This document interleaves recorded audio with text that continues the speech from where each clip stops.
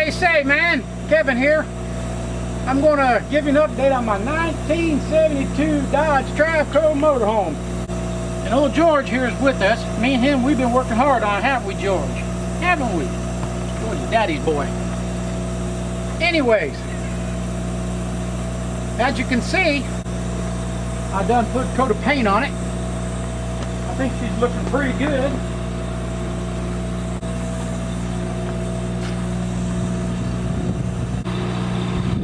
Re-rolled and tip, Interlux Perfection, and then using oil-based paint that we had mixed at Lowe's for our green stripes. Could stand a little bit more paint to it, but I ran out. But I think she's looking pretty sharp. I did a little bit of glass work to the back fenders. It still could stand some more, but we're in a hurry because we're planning on taking her on vacation in about a week. Trying to take her across country. But I got some glass work done, and I can always touch that up because I can always paint up to the next line and it'll look pretty good. So we got the paint job on it. Last time we had shot a video, it was of my test drive. I've sealed around the doghouse and around a few other places. It's a lot quieter than it was. One of the things I've been doing today is I've been working on my generator. And as you can see, I got a water hose spraying on my propane regulator.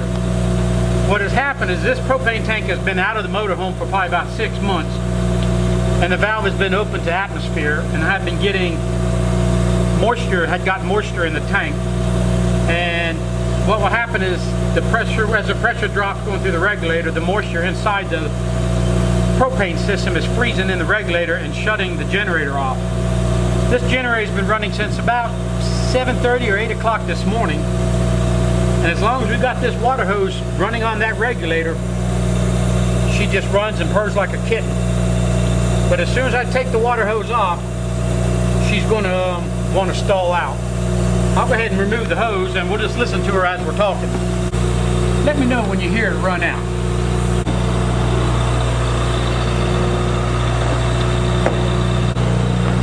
Now it's a mess inside.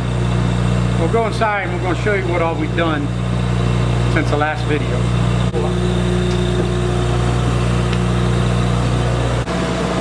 Now come on inside and I'll show you around.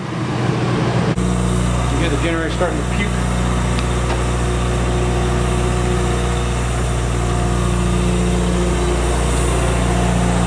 Come here. Okay.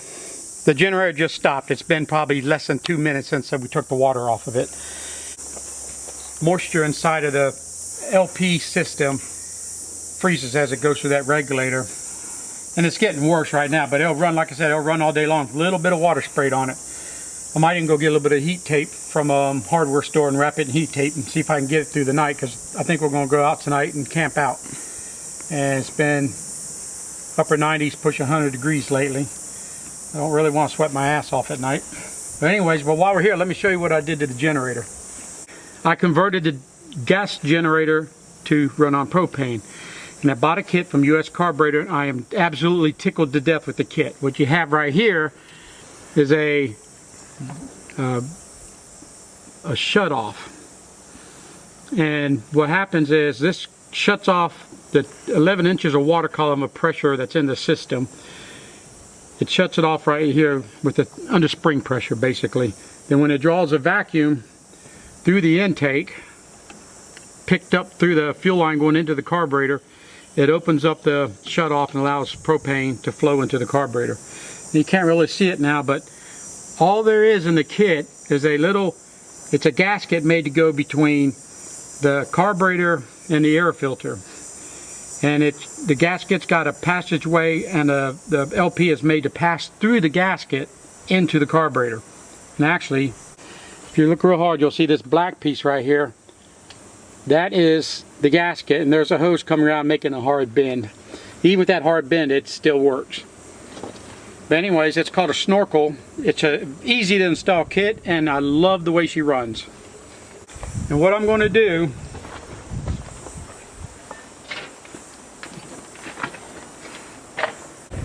I'm going to run this tank of propane out of here. Now I'm trying to run it through the generator because I want to test the generator and let it run a long time.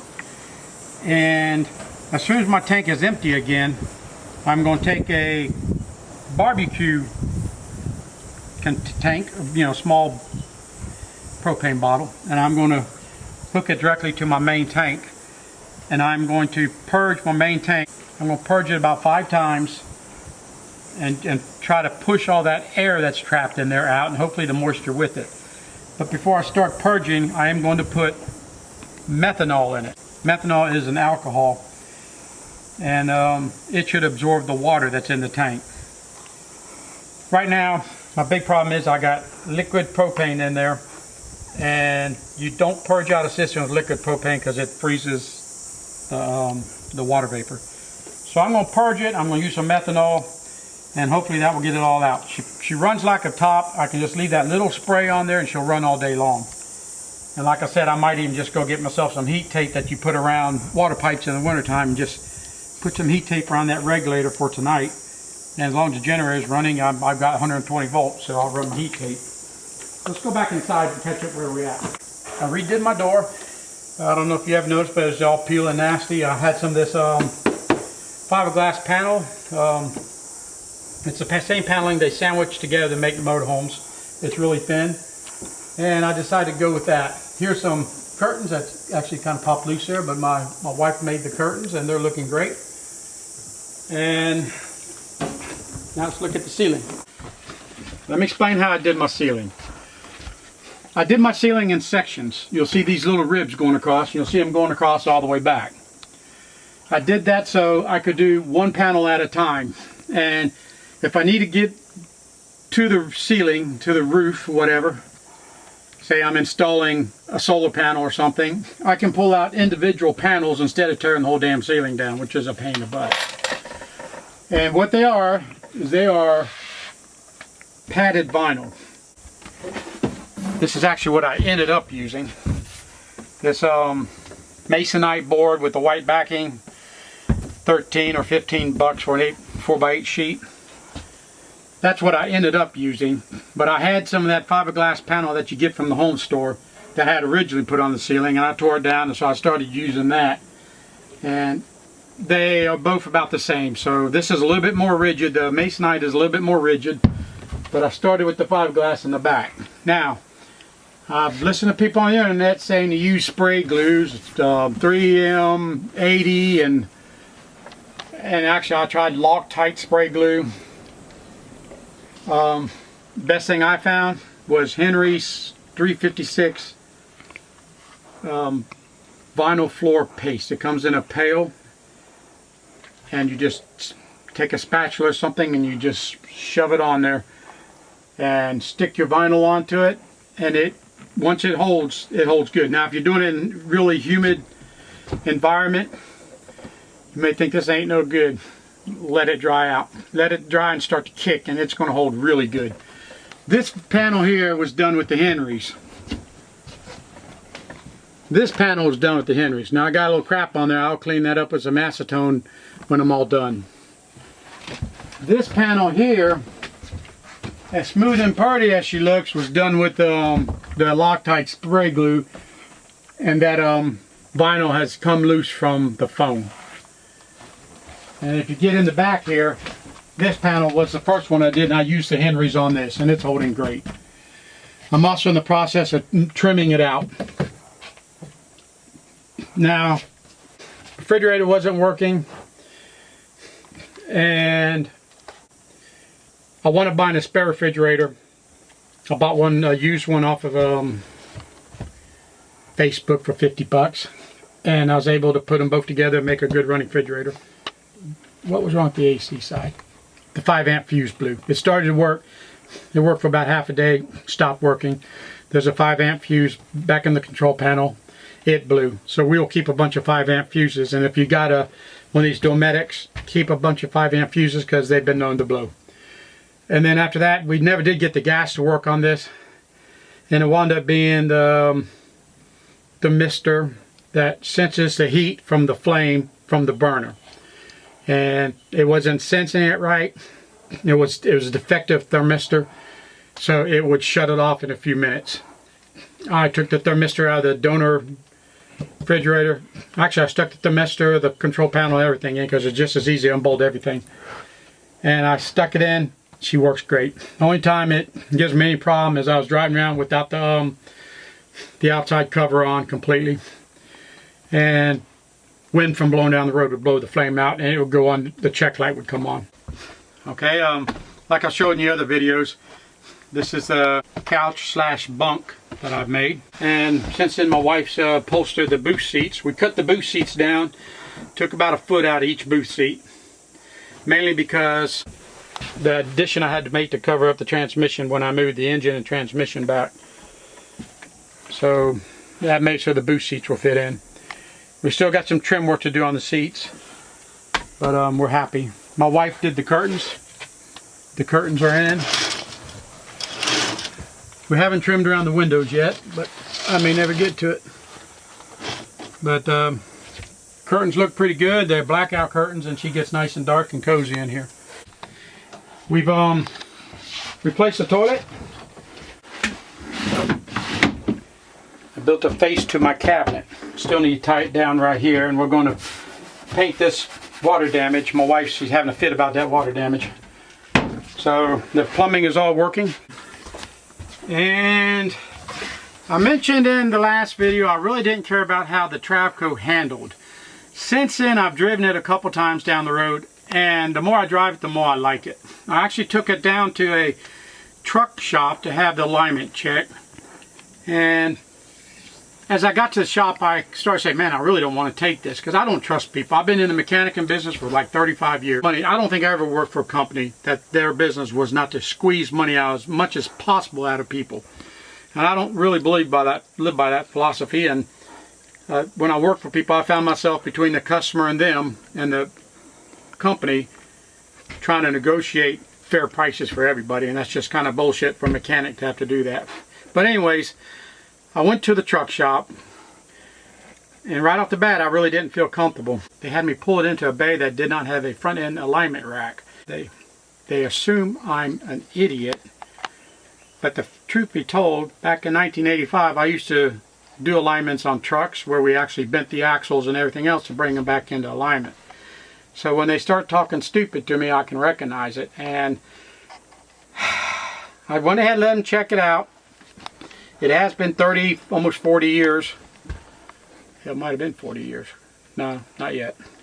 Since I was in the business. So I got to assume those things have changed. But when I came back out, they told me, one of the things they told me was, your rear axle caster is way off on the driver's side. That caster is way off. And I don't argue with them. But in my mind, rear axles don't have caster. Caster's like the front wheels on a shopping cart, that when they automatically want to track back to straight. So when you turn, they automatically, because of the angle of the kingpins, make it want to track straight. So when you let off your steering wheel driving down the road, your vehicle wants to go back to straight. That is caster. Your rear axle don't have caster. What it was the lower brackets where the clamps hook. The passenger side was cocked different than the driver. The driver's side was cocked different from the passenger side. And I knew this because I did it on purpose. Because at the time, that bracket was hitting against the hydraulic brake caliper. So I gave it a little bit of a cock so that caliper can move, and I didn't want that bracket to restrict the caliper's movement. But if you look at the alignment, from the spring perch to the pin in the spring and the everything in between, that's exactly where it needs to be. Just because the bracket's a little cocked doesn't mean anything about the rest of the setup. So that just told me, didn't tell me they were trying to rip me off, it told me they lack some knowledge. I have since sealed the doghouse. Take off my little table.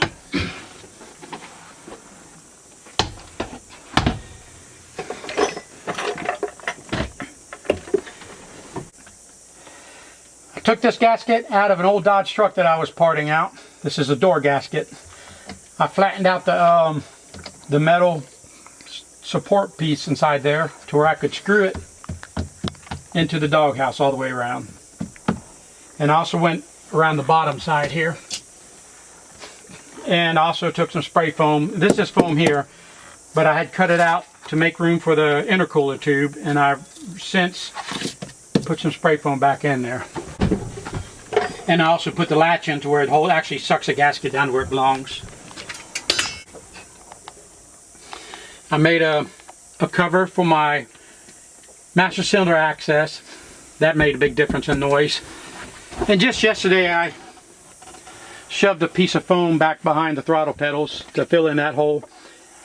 And I think I've got a transmission shift boot somewhere that I'll put around the hole going for the brake pedal. But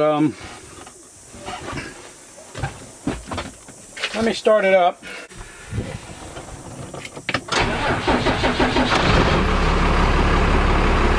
It's considerably quieter. And any noise that's really coming in, I can hear it coming from probably the brake pedal hole. It's no longer coming from around the doghouse.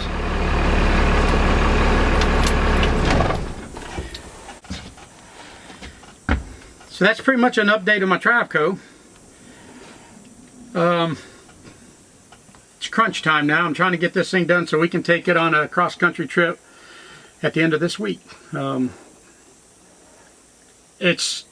I've gone underneath there and I've laid and I've looked at all my wiring that I've done. I've been critiquing my own work, and the more I look at it, the more I like it. And actually the shop that inspected it before they did told me they couldn't align it. They were really impressed. They said, hey man, really for this age, this thing's in really nice shape. Finishing up some of my ceiling trim, and probably next week I'll have that finished. Purging out the generator and cleaning up some of the paint that's where it's not supposed to be and touching things up. She's going to look beautiful, and I'm tickled to death about this motorhome. Thank you for watching. I hope you like and share and all them good YouTube things, and thanks for watching.